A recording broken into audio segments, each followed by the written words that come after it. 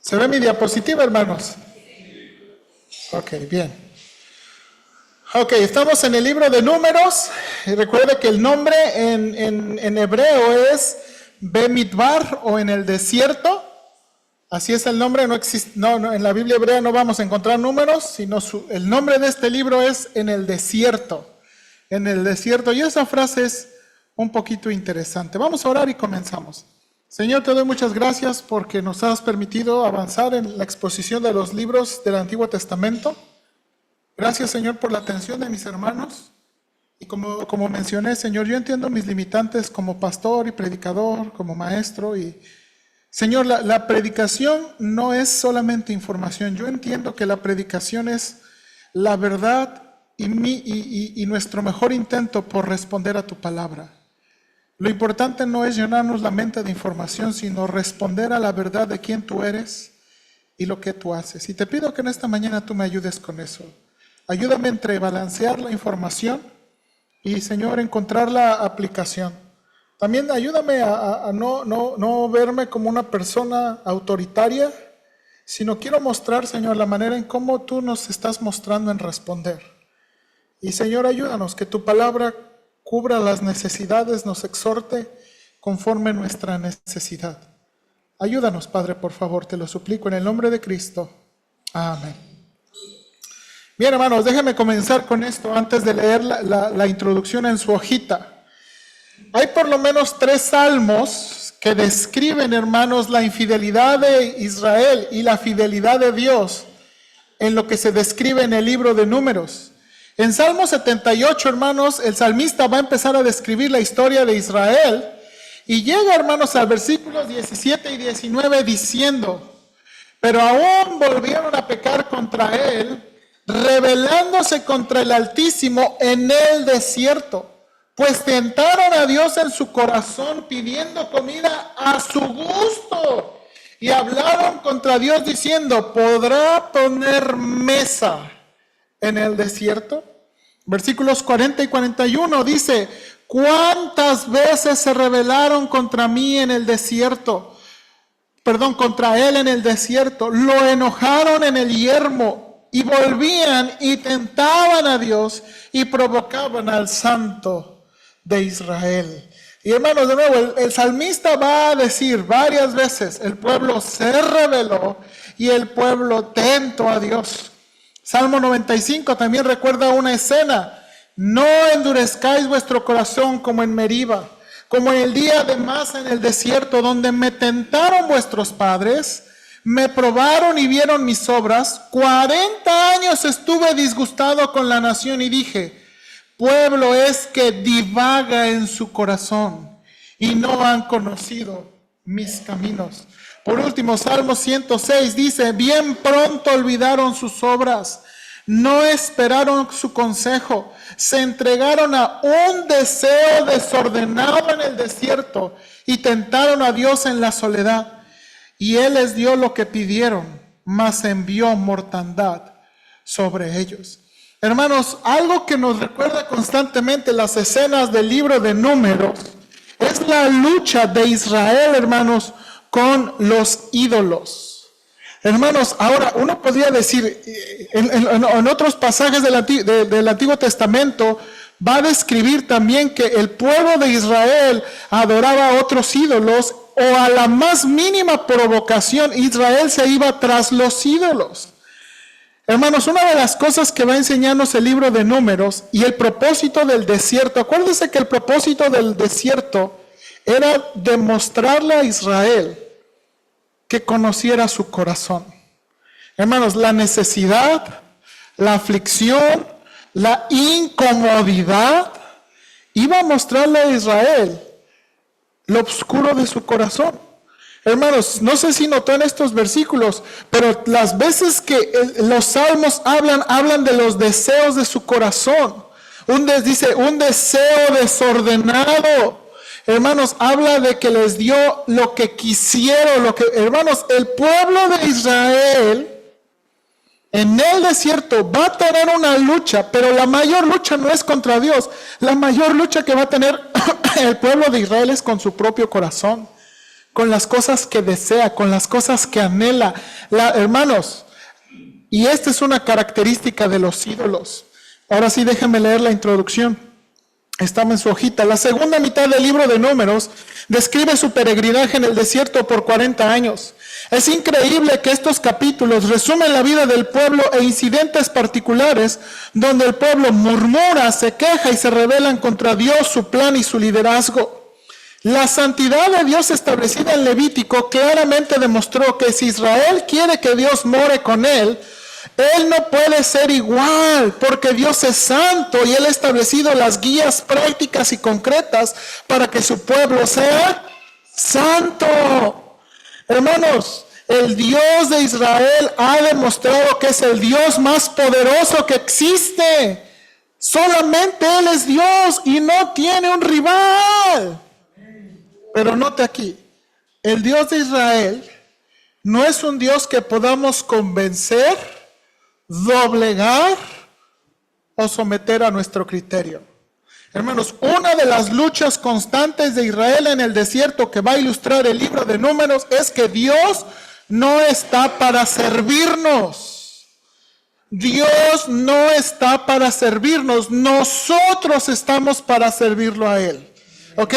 Él no puede ser manipulado. Él no puede ser convencido. Él no puede ser doblegado. Eso es lo que tiene que aprender, ¿ok? Hermanos, y esta es una de las características de la idolatría. Hermanos, pónganle el ídolo que quiera hoy en día. Hoy hay cantidad de ídolos. Y hay ídolos más sofisticados, ¿verdad? Y tengo esta vaca como una muestra, pero hermanos, las personas a lo mejor dicen, no, yo no tengo ninguna estatua, ninguna de eso. Pero nuestros ídolos pueden ser ¿qué? La profesión, la familia, el dinero, el poder, la cultura, las posesiones, el placer, la religión, la comodidad. Hermanos, nuestros ídolos son más sofisticados.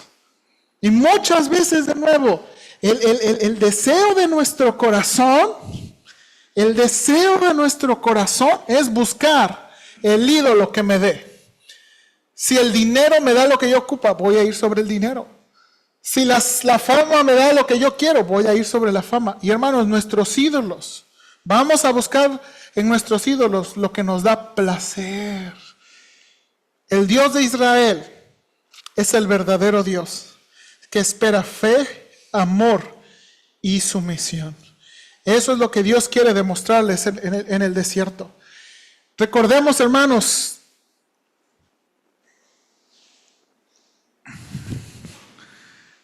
en estos primeros 14 capítulos del libro de Números, Israel comienza a moverse por unos días. Los siguientes del capítulo 15 al capítulo 24, hermanos, esto cubre 40 años. Hermanos, estos capítulos, y usted puede decir, describen a Israel por 40 años. Ahora, no nos da todos los detalles. Simplemente, hermanos, va a demostrar que Israel ha vagado por 40 años. Y por último, el libro de Números va a mostrar a Israel en los campos de Moab. Hace unos meses estaba platicando, mi esposa hizo un estudio sobre la vida de Caleb y aprendí, hermanos, ¿verdad? Estaba dedicado a mi esposa. Hermanos, si el pueblo hubiera confiado, amado y sometido a Dios, iban a poder llegar a la tierra prometida ¿en cuánto? Como en 15 días.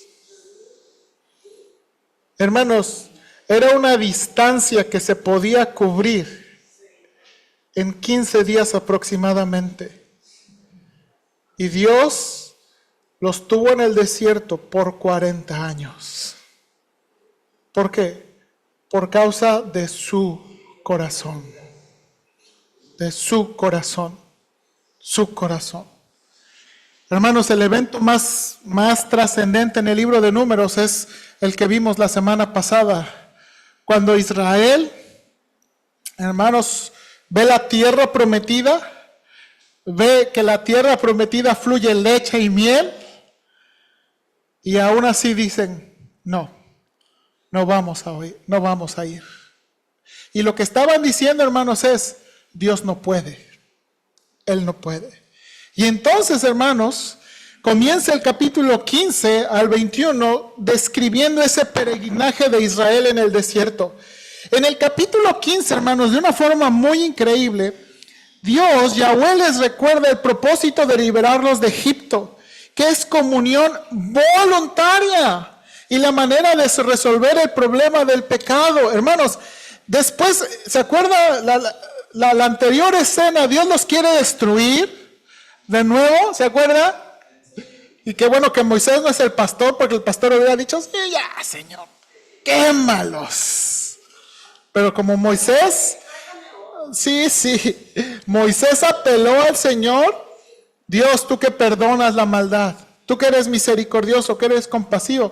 E inmediatamente el capítulo 15, Dios les va a recordar los holocaustos, las ofrendas de cereales, el sacrificio de paz. Hermanos, esas ofrendas son ofrendas de comunión. Les va a recordar las ofrendas de los primeros frutos. Les va a recordar las ofrendas por el pecado. Y va a mostrar, hermanos, que Dios está muy en serio con esto. Que, hermanos, aquí tenemos la descripción de una persona que muere porque violó el día de reposo. Hermanos, encontraron a un hombre recogiendo leños en el campo.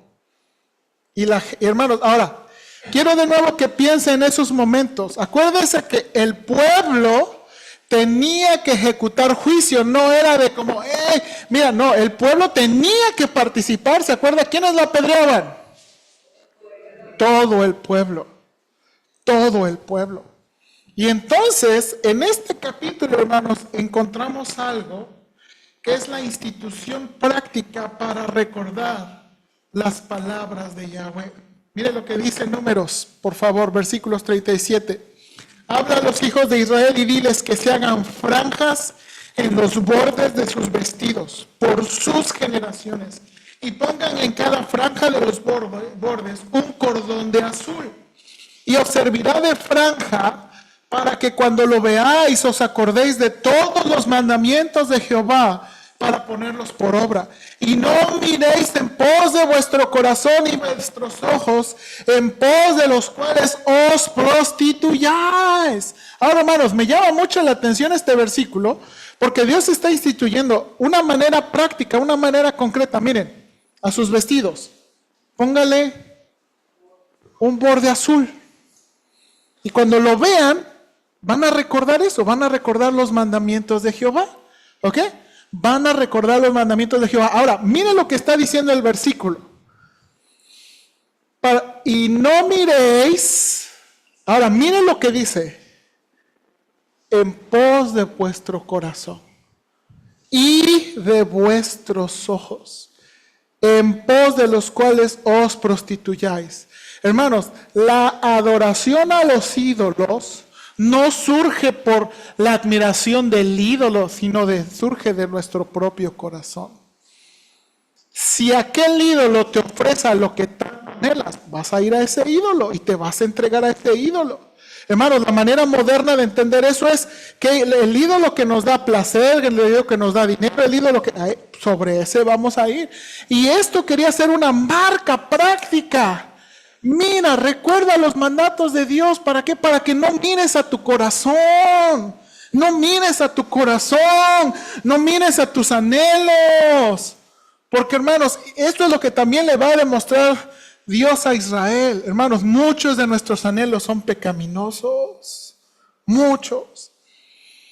En el capítulo 16, hermanos, este es el capítulo y este es otro de los incidentes que marca el Antiguo Testamento. Los hijos de Coré y Datán y Abiram, hijos de Rubén, se rebelan contra el liderazgo de Moisés y de Aarón. Hermanos, esta es una de las historias que los niños recuerdan. A lo mejor hasta usted recuerda, porque esta es la historia donde la tierra se los traga. Ahora, quiero que, mire por favor, hay que entender esto. Mire cuál es el reclamo. Dice la Nueva Traducción Viviente: ustedes, les hablan a Moisés y Aarón, han ido demasiado lejos. El Señor santificó a la comunidad entera de Israel y Él está con todos nosotros. Miren lo que le reclaman. ¿Qué derecho tienen ustedes para actuar como si fueran superiores al resto del pueblo? Están diciendo, a ver, ¿por qué? Y tienen esa queja. Hermanos, los hijos de Coré ya eran levitas, pero ellos querían el sacerdocio que Dios le había otorgado a Aarón y a sus hijos. Okay, acuérdense que había levitas que servían en todas las cosas del tabernáculo. Acuérdense, eran los de parisina, los del mobiliario y los de las basas, ¿ok? Así se dividían, ¿verdad? Unos ya todas las telas tú, todo el mobiliario tú y todas las cosas tú. Los levitas participaban, pero los sacerdotes hijos de Aarón eran los únicos aprobados para hacer los sacrificios y distribuir y hacer todas estas. Entonces los hijos de Coré, que ya eran levitas, vienen preguntando, a ver, ¿y ustedes qué? ¿Ok? Ahora, Datán y Abirán, estos no son levitas. Datán y Abirán son hijos de Rubén y ellos tienen problema con Moisés. Le dicen a Moisés en Números 16, 13 y 14, ¿es poco que nos hayan hecho venir de una tierra que destila leche y miel? ¿De qué tierra estaban hablando? De Egipto. Se les olvidó que eran esclavos. Pequeño detallito que se les olvidó. Para hacernos morir en el desierto, sino que también te enseñorees de nosotros imperiosamente. Miren, ni tampoco nos has metido tú en la tierra que fluye leche y miel, ni nos has dado heredades de tierras y viñas. ¿Sacarás los ojos de este hombre? No subiremos. Lo que le está diciendo Datán y Abiram, mira, que sí, que yo, mira, no nos has metido. Y tienen un problema con el liderazgo de Moisés. Hermanos, el pueblo está pensando que Moisés es el que decide dónde los va a llevar, dónde los va a traer, y entonces tienen ese problema. Ahora, hermanos, pero en el libro de Números, ¿quién los mueve? Entonces, hermano, mire aquí, su queja contra los hombres y el liderazgo de Dios es una queja contra Dios. Dios mandó a que los hijos de Coré se presentaran delante de Dios para que Él revelara a quien había escogido. Hermanos, Dios les dice, ok, ya los escuché, vamos a ver. Mire lo que dice estos versículos. Y aconteció que cuando cesó él de hablar todas estas palabras, se abrió la tierra que estaba debajo de ellos. Y abrió la tierra su boca y los tragó a ellos, a sus casas, a todos los hombres de Coré y a todos sus bienes. Y ellos con los que tenían descendieron vivos al Seol y los cubrió la tierra y perecieron de en medio de la congregación. Y todo Israel, los que estaban en derredor de ellos, huyeron al grito de ellos porque decían, no me trague también la tierra. También salió fuego de delante de Jehová y consumió a los 250 hombres que ofrecían incienso. Hermanos, la manera de responder de Dios es, porque hermanos, las quejas contra Aarón y las quejas contra Moisés son quejas para Dios. ¿Quién puso a Aarón y a Moisés? Dios. Ahora, hermanos, nunca la Biblia nos dice que el liderazgo que Dios pone es perfecto. ¿Sí o no? Nunca nos dice que es perfecto, pero Dios lo está poniendo. Y la rebelión que esta gente, ¿verdad?, está levantando es una rebelión contra Dios, quien realmente los está guiando. Y yo no sé si puede imaginar, pero hermanos, la tierra se los tragó. Ahora, hermanos, después que ve eso, el pueblo, en lugar de asustarse, mire lo que el pueblo se enoja por el castigo de Dios e intenta apedrear a Moisés. Mire lo que dice el día siguiente, toda la congregación de los hijos de Israel murmuró contra Moisés y Aarón diciendo, vosotros habéis dado muerte al pueblo de Jehová.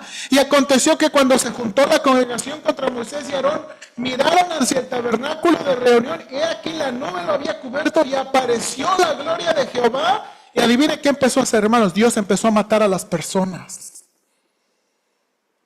Hermanos, después de nuevo de haber visto esa rebelión y haber visto el pueblo sigue murmurando contra Dios, ustedes nos van a matar, es su culpa, chillones, que no sé qué.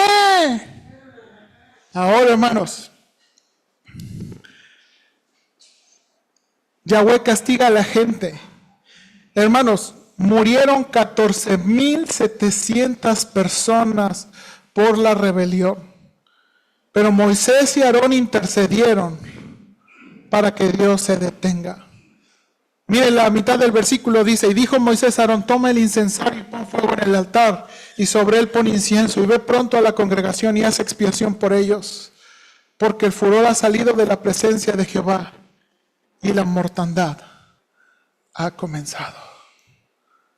Hermanos, este es algo muy interesante que nos muestra Dios en su liderazgo. Aquí los quieren apedrear y el liderazgo está intercediendo por ellos.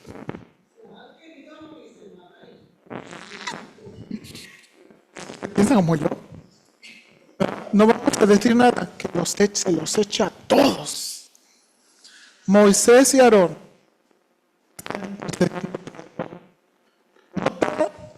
El corazón del liderazgo no son perfectos. Y cierto, hermanos, hablamos de Aarón que hizo el becerro, ¿se acuerda?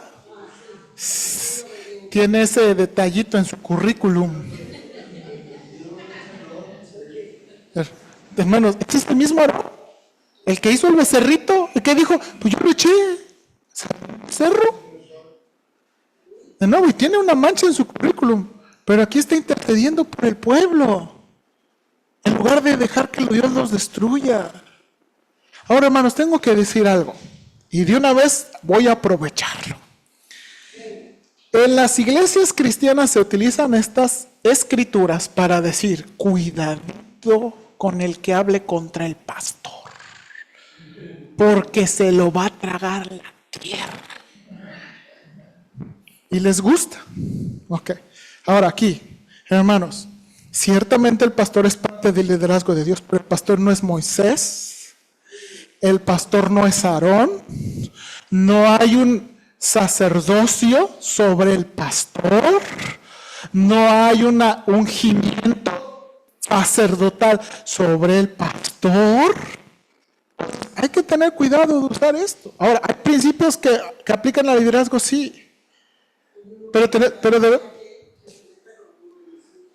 debemos tener cuidado. Entonces, les digo esto, hermanos, porque este es uno que comúnmente se usa en las iglesias para afirmar la autoridad del pastor. No, hermanos, el pastor no es Moisés y el pastor no es Aarón. ¿Okay? El pastor no es Aarón.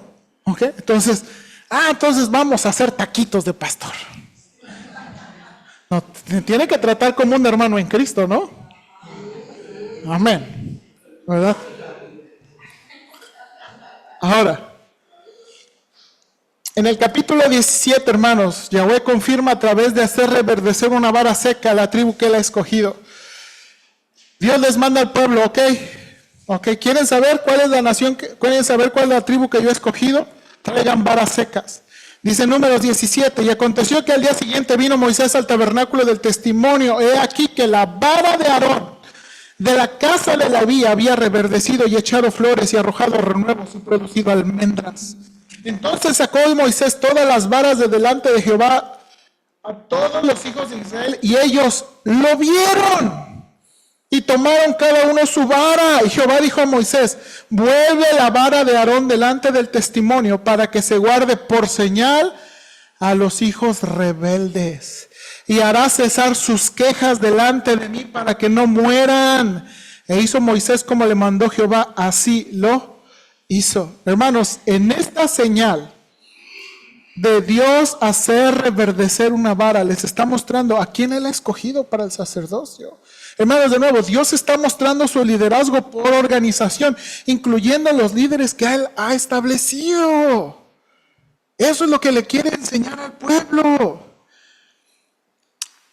Hermanos, en el capítulo 18, Yahweh confirma las responsabilidades y los privilegios de los levitas y sacerdotes. Creo que era apropiado mostrarle al pueblo de Israel que los levitas tienen hermanos, Dios les ha dado un gran privilegio, ¿sí o no? pero también les ha dado una gran responsabilidad. Mire por favor lo que dice este pasaje. Jehová dijo a Aarón: tú y tus hijos y la casa de tu padre contigo llevaréis el pecado del santuario, y tú y tus hijos contigo llevaréis el pecado de vuestro sacerdocio, y a tus hermanos también, la tribu de Leví, la tribu de tu padre, haz que se acerquen a ti y se junten contigo y te servirán. Tú y tus hijos contigo serviréis delante del tabernáculo del testimonio. Hermanos, el servir al tabernáculo era una grande responsabilidad. Hermanos, era una grande responsabilidad, tanto que les dice: llevaréis el pecado de vuestro sacerdocio. Hermanos, el pueblo, los levitas y los sacerdotes, de nuevo, iban a ser los facilitadores para ayudar al pueblo a tener esta comunión con Dios. Ellos iban a ser los facilitadores para ayudarlos en esta labor espiritual, que no era cualquier cosa. Hermanos, quiero que lo pueda pensar. Dios tenía grandes planes para con las tribus. Los hijos de Leví, que a lo mejor no eran diferentes a nuestros hijos, no iban a tener propiedades. Todas las demás tribus: oye, tú vas a poder tener un negocio, tú vas a poder hacer una empresa, tú vas a poder hacer una mezcla de empresas. Y los hijos de Leví: oye, papá, ¿y nosotros? No, nosotros no. ¿Cómo que nosotros no? No. ¿Por qué? Porque servimos oye, papá, pero mira mis primos de Rubén, mira mis primos de Judá, ¿viste los pick-up-sons que traen? ¿Viste los carrazos que traen? Oye, papá, pero no. Pero ¿por qué no? Porque nosotros servimos. Ay, papá, ¿no podías haber escogido otro? Es que yo no lo escogí. Dios me escogió a mí. Hermanos, si puede pensar, la tribu de Leví, aunque iba a tener ciertos terrenos, no iba a poder tener todas las cosas, porque Dios le dio la responsabilidad del tabernáculo. Asimismo, también Dios le recuerda sus privilegios.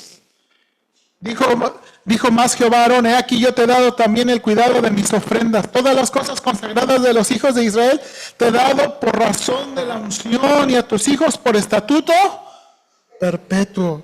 Hermanos, dice a los levitas: he aquí yo he dado a los hijos de Leví todos los diezmos en Israel por heredad, por su ministerio, por cuanto ellos sirven en el ministerio del tabernáculo de reunión. Y así como Dios les dio responsabilidades, también Dios les dio privilegios. Sí, pero ellos no iban, esta es la cosa, ellos no iban a poder tener heredad. Ahora, después de Dios decirles esto, en el capítulo 19, hermanos, que no voy a decir, dice: Yahvé establece las reglas de purificación a través de una vaca alazana. No sé si usted ha visto, es una vaca rojiza. Hermanos, este ritual, ¿verdad?, donde se ofrecía la vaca y sus cenizas, se usaba para la purificación del pueblo, principalmente por la contaminación que venía por tocar muertos y cosas inmundas.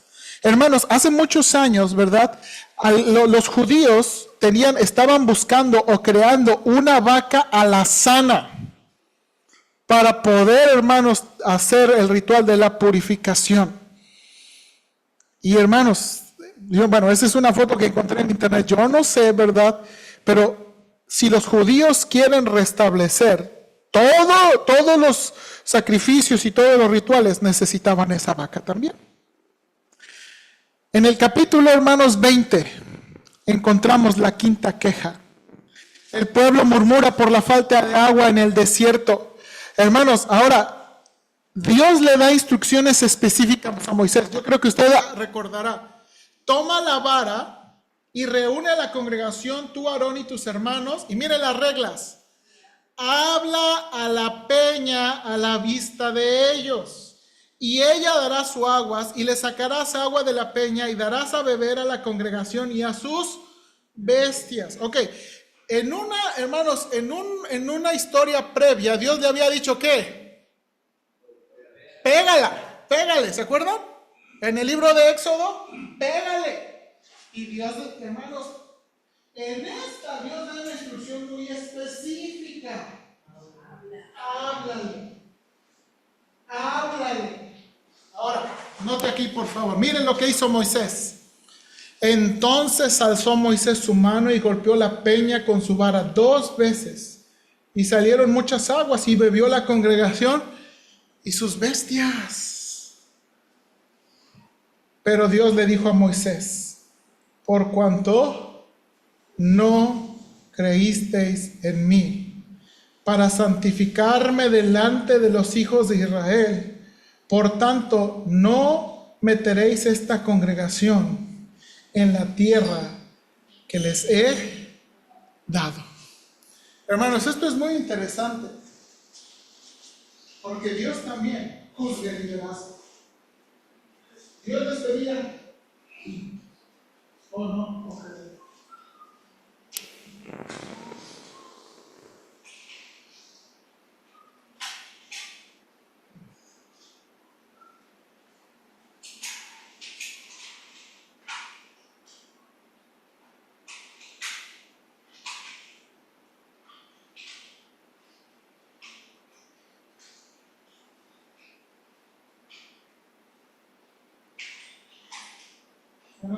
¿Ya me escuchan?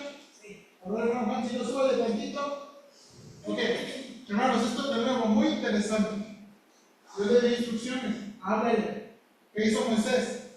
Lo que le dice Dios. Por cuanto no. Hermanos, la rebelión de Moisés no fue diferente a la rebelión del pueblo. ¿No? Ok. Bueno, voy a hablar más fuerte. Ok, entonces, hermanos, aquí la rebelión de Moisés está haciendo igual al pueblo. Dios le dice: por cuanto no, ¿qué? No creíste. No creíste. No creíste. Ahora, más adelante vamos a leer en el libro de Números, en el libro de Deuteronomio, Moisés le va a decir al pueblo: ustedes me hicieron enojar, por eso desobedecí. Pero ustedes saben, hermanos, ustedes saben. Entonces, hermanos, 2 incidentes más pasan en este capítulo. Los edomitas no dejan pasar a Israel y Aarón muere en el monte Hor. Hermanos, arriba de ese cerro se hizo una iglesia. Ahí es donde creen que murió Aarón y se hizo una iglesia, ¿verdad?, en conmemoración. Después, hermanos, 6ª queja. El pueblo se queja de la ruta en que Dios les ha guiado y manda serpientes ardientes para castigarlos. ¿Okay? El pueblo de nuevo se quejó por la ruta, por lo que Dios los había traído. Ahora, hermanos, Dios de una manera muy inusual establece un plan para salvarlos. Mire aquí, por favor, dice: y Jehová dijo a Moisés: hazte una serpiente ardiente y ponla sobre una asta, y cualquiera que fuere mordido y mirare a ella vivirá. Y Moisés hizo una serpiente de bronce y la puso sobre su asta, y cuando alguna serpiente mordía a alguno, miraba a la serpiente de bronce y vivía. ¿Verdad, hermanos? Ahora, esto es muy interesante. Moisés oró en esta y Dios no quitó las serpientes, sino que les proporcionó una cura, una serpiente que debía ser alzada sobre una asta. La presencia de esta serpiente elevada no garantizaba su inmunidad. Sin embargo, hermanos, ella podía salvarlos si la gente, hermanos, era mordida. Ahora, de nuevo, ¿qué está tratando de probar esa serpiente, hermanos? ¿Qué está tratando de probar esa serpiente? No. Todavía no piensen en Cristo. Manténganse aquí en Números. La fe. Hermanos, la fe. Ahora, de nuevo, esto es muy interesante. La fe nunca tiene que ver con un deseo personal de: ay, yo sí deseo que esta mordida no me pase nada. No, Dios les había dado una instrucción: si te muerde una, levanta la cabeza, mira la serpiente y vas a vivir. Porque es fe en la palabra de Dios, en la instrucción de Dios. Y hermanos, de nuevo, los que no siguieron esas instrucciones murieron. Y de nuevo, es muy importante, la fe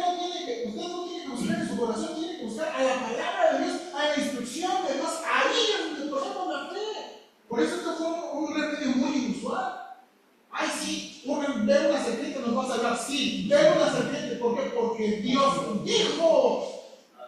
Así sencillamente, porque Él dijo. Y la palabra de Dios es la que tiene poder y la palabra de Dios es la que tiene autoridad.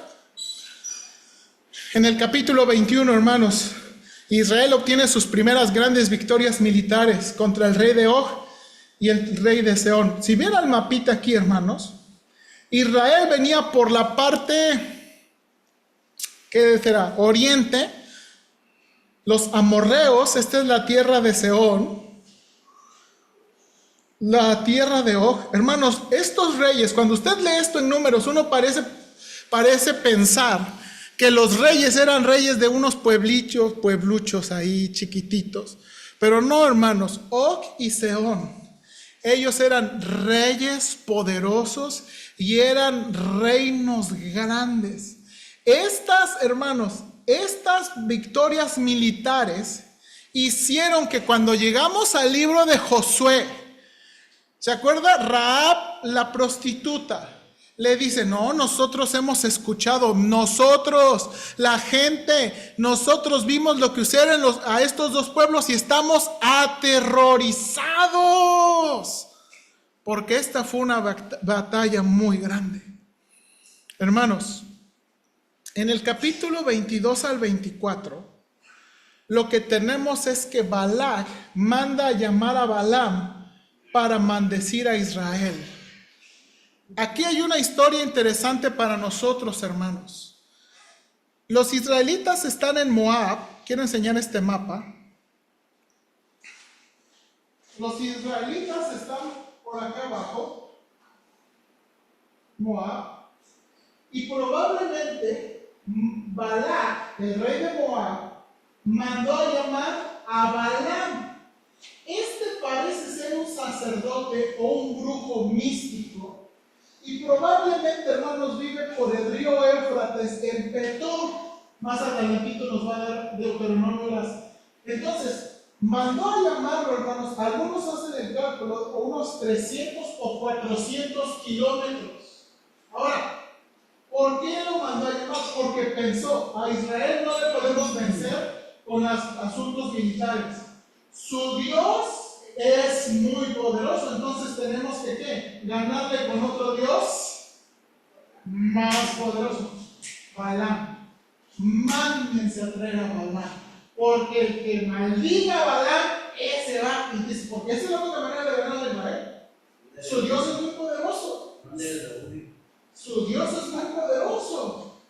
Entonces, hermanos, lo que vamos a ver ahí,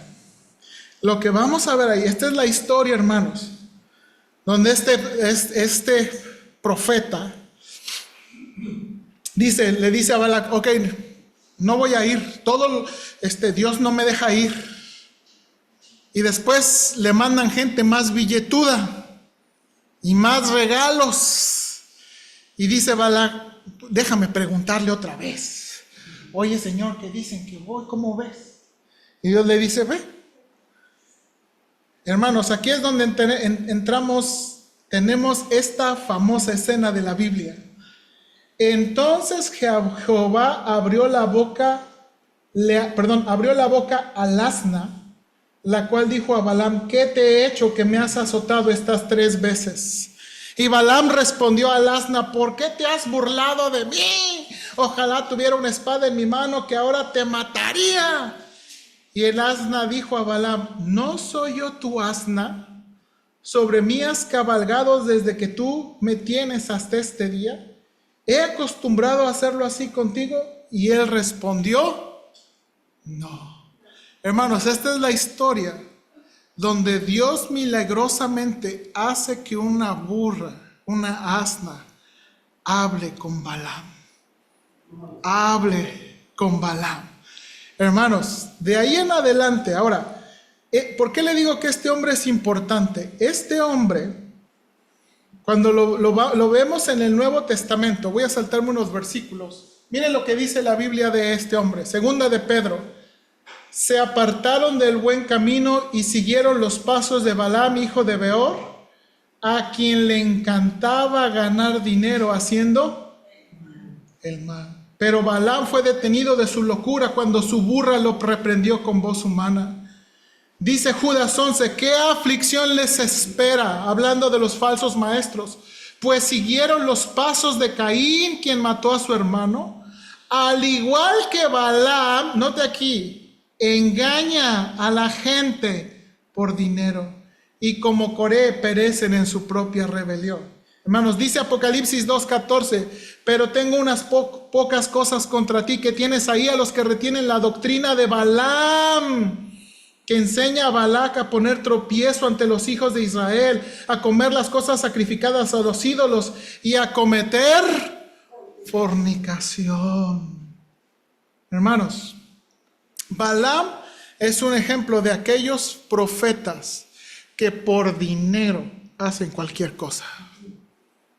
Hermanos, él es un ejemplo de personas que por dinero hacen cualquier cosa. Después, hermanos, como Balac vio que no podía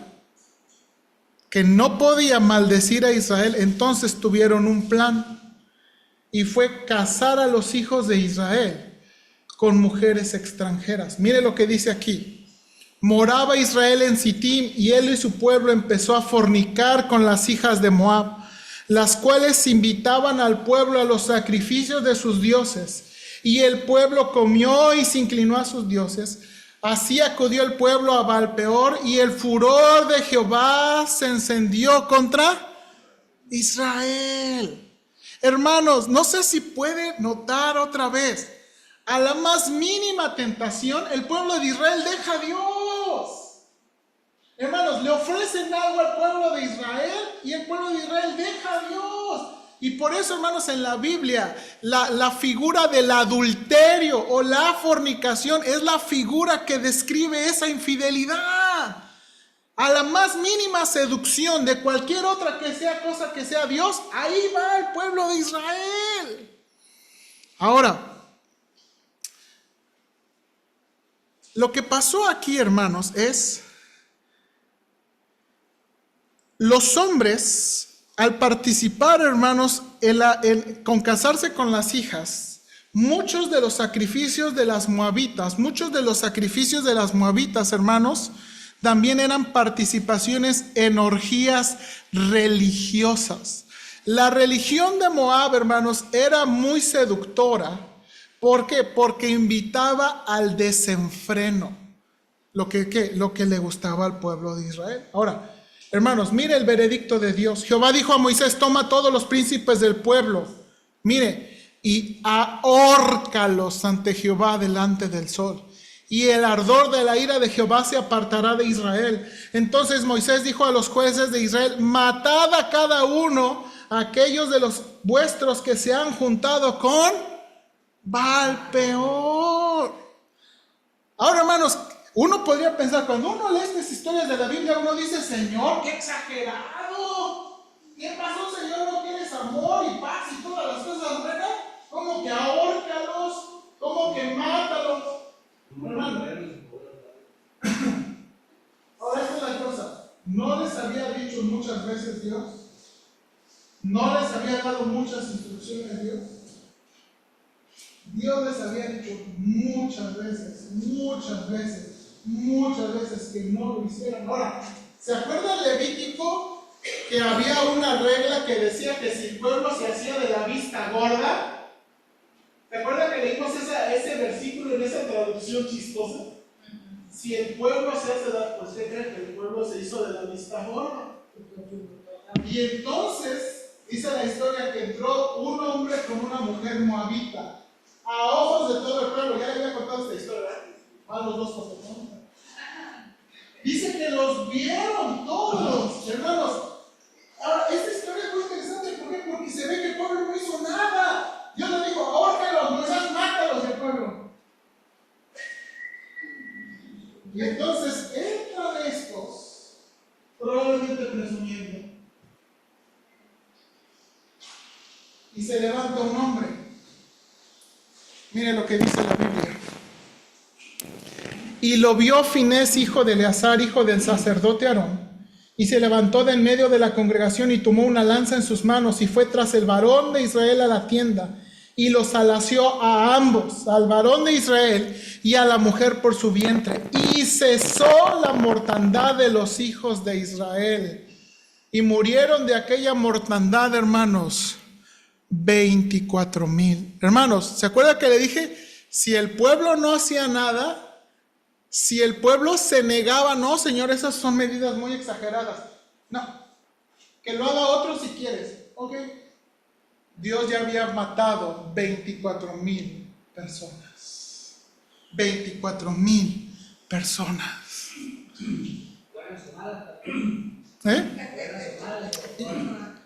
No sabemos, Ángel, no dice.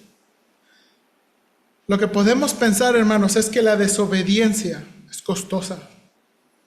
La desobediencia es costosa. El capítulo...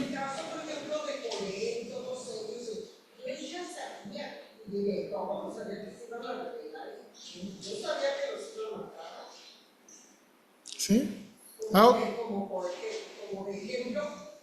Ahora, de nuevo, Dios sabe todas las cosas, como Dios sabe todo de nosotros. Ahora, hermanos, dice el apóstol Pablo, estas historias son dadas para nosotros como ¿qué? Como ejemplo. Ahora, hermanos, déjenme saltar todas las otras partes y llegar a la parte importante.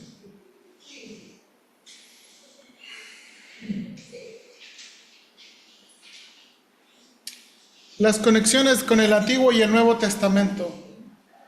La murmuración, la queja y rebelión demuestran la incredulidad del pueblo, tanto que Moisés es alcanzado de tal modo que no entró en la tierra prometida. Hermanos, Números describe una relación cercana entre fe, amor y obediencia. Si el pueblo no confía en Dios, no lo ama, entonces no podrá obedecerle. Si el pueblo no confía en Dios y lo ama, entonces buscará otra cosa u otra persona que pueda darle lo que cree que necesita. Esta es la lucha constante del pueblo. Acuérdese, Jehová no es un Dios para manipular. A Jehová no se le puede manipular. Jehová no es el mago de la lámpara. Hermanos, y déjenme echarme mi comercial. Y ese es uno de los grandes problemas del evangelio de la prosperidad. Y ese es uno de los grandes problemas de esas iglesias cristianas que recitan las palabras correctas, ora con las fórmulas correctas y Dios te tiene que bendecir. No, no funciona así. No funciona así. No podemos obligar a Dios. Dios no está para servirnos. Nosotros estamos para servirlo a Él. No, hermanos, la iglesia no está para complacer a la gente. Estamos para adorarlo a Él, lo mejor que entendamos, y nos ha dado su palabra. Ese es el punto aquí, y ese es el punto que está mostrando el libro de Números. Hermanos, el libro de Números va a mostrar que Dios juzga el pecado tarde o temprano. Hermanos, juzga el pecado tarde o temprano. A los 2 espías, hermanos, que fueron a reconocer la tierra, murieron inmediatamente. Pero la demás generación murió paulatinamente. Paulatinamente por incredulidad. Hermanos, en medio del juicio y el castigo, Dios tiene misericordia de su pueblo. Hermanos, Dios tiene misericordia de su pueblo. Varias veces Dios detuvo su castigo. Varias veces el liderazgo intercedió por el pueblo. Dios tiene misericordia. Y por último, hermanos, siempre que llego a Números, me acuerdo de estos 2 personajes, Caleb y Finés, hermanos. Son ejemplos de hombres valientes que hicieron lo que debían hacer por amor a Dios, a pesar de las opiniones y de los deseos de la mente. Hermanos, estos hombres me retan mucho, porque necesitamos, hermanos, en la iglesia ser hombres valientes para hacer lo que se debe hacer. Y la verdad, hermanos, es que a veces somos muy cobardes. En la iglesia no nos gusta confrontar a las personas. le sacamos vuelta a las personas. Si vemos que las personas se están haciendo mal, lo más fácil para todos es ¿qué? Darle la vuelta. O lo que hacemos en las iglesias cristianas es, quiero compartirte una petición de oración. Y no estoy diciendo que no debemos orar, pero tenemos que ser valientes. Hermanos, Caleb y Finés son las personas que resalta el libro de Números como personas que tenían un espíritu diferente, como personas, hermanos, que encontraron valor en Dios para hacer lo que se tenía que hacer. Hermanos, déjenme decir esto con cuidado. Yo he estado hablando con algunos de ustedes. Yo como pastor, yo no voy a ser el verdugo de nadie. Hermanos, yo como pastor estoy aquí para guiarlos, pero yo no soy ni el FBI ni el supervisor. Yo no los ando. Ustedes van a rendir cuentas a Dios. Lo que sí va a pasar es esto: si usted está mal con Dios y yo lo veo, yo tengo que encontrar valor para confrontar. Pero yo no soy la persona exclusiva. Si usted ve que un hermano está haciendo mal, usted tiene que ir y decirle. Si usted ve que un hermano está haciendo mal, usted tiene que ir y decirle. Tenemos que tener el valor suficiente por amor al Señor de confrontarnos unos a otros. Hermanos, porque hermanos, la Biblia sí, si no confrontamos, no amamos. Usted no puede decir que ama a las personas y no las confronta. Eso también dijo el libro de Números, dijo el libro de Levítico: no guardes rencores, reprende a tu hermano, arreglen sus cuentas. Y necesitamos ese valor, hermano. No podemos hacer oídos sordos, ojos ciegos. No podemos. Y necesitamos, hermanos, que la iglesia haga hombres y mujeres valientes. Ahora, hermanos, no vamos a confrontar por cualquier cosa. ¿Se acuerda? A veces en la iglesia confrontamos con muchas tonterías. ¿Por qué no trajiste camisa blanca? ¿Por qué no trajiste corbata? Pero la Biblia sí marca cosas que son pecados. Y esas son las cosas que necesitamos confrontar. Y esas son las cosas que necesitamos ayudarnos unos a otros. Y de veras, hermanos, cada que llego, ¿y saben por qué, hermanos? Porque una vez alguien predicó de Caleb y Finés, cuando yo era alumno. Pudiendo hacer muchas cosas como alumno, hermanos, uno de los remordimientos que tengo, hermanos, como alumno del instituto, es que hubo personas a mi alrededor que estaban haciendo mal y Josué Guzmán no dijo nada. Había personas que estaban haciendo cosas incorrectas y Josué Guzmán, amando la paz, no dijo nada.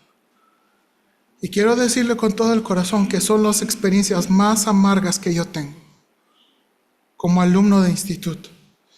Que yo viví alrededor de personas que estaban haciendo mal y yo no quiero que eso pase. Ya más.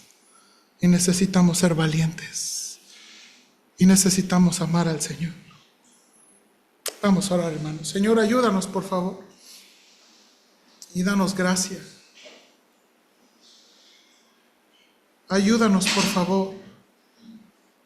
Porque es difícil. Padre, el libro de Números nos pone en múltiples historias. Como, Señor, la lucha del pueblo de Israel no es contra Dios, no es contra su dirección, no es contra su liderazgo, es contra su propio corazón. Y la verdad, Señor, las luchas más grandes que tenemos en nuestras vidas es contra nuestro propio corazón. Las cosas que desea, que anhela. Señor, ayúdanos, por favor. Ayúdanos a encontrar en ti lo que necesitamos. Ayúdanos a encontrar, Señor, por favor, no nos permitas que, Señor, que encontramos en otra cosa lo que solamente tú puedes darnos. Señor, la verdad, las tentaciones del mundo son muy sutiles y nos engañan. Señor, yo como pastor soy tentado en pensar, en desear, en anhelar ciertas cosas. Señor, mis hermanos son tentados. Ayúdanos a encontrar en ti lo que necesitamos. Cuídanos, Señor, de nuestro corazón y de sus anhelos. Señor, no todo, gracias a Dios tenemos buenos anhelos obrados por el Espíritu Santo, pero la realidad es que nuestro corazón pecaminoso lucha cada día y odia las cosas que tú amas. Desprecia las cosas que tú, Señor, tienes por buenas. Señor, constantemente somos tentados por la inmoralidad que nos rodea. Somos tentados, Señor, por mentir. Somos tentados por hacer malas cosas. Somos tentados, Señor, de muchas maneras. Ayúdanos, por favor, a amarte a ti sobre todas las cosas. Ayúdanos, por favor, Señor. Ayúdanos en verdad. Padre, danos gracia para ser hombres y mujeres valientes que te amen a ti más sobre todas las cosas. Ayúdanos, por favor, te lo suplico. En nombre de Cristo Jesús.